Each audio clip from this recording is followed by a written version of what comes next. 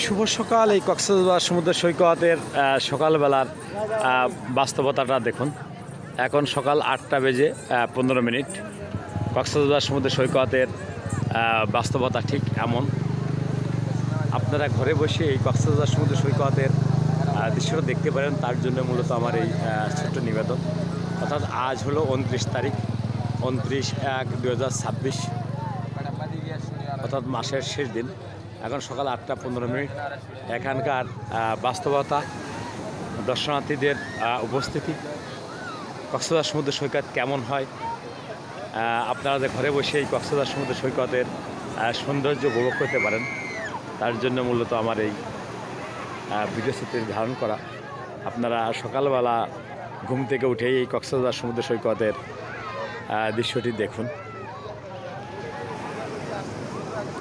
দেখুন কি অবস্থা কক্সবাজার সমুদ্র সৈকতের। সাগরের দেখেন সকালবেলায় সকলে সাগর স্নান করার জন্য নেমে গেছে। বাংলাদেশের বিভিন্ন প্রান্ত থেকে এই কক্সবাজার সমুদ্র সৈকতে সাগর দর্শনের জন্য আসে মানুষ।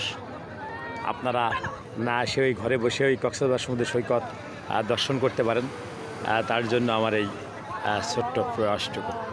থ্যাংক ইউ, সবাই ভালো থাকবেন।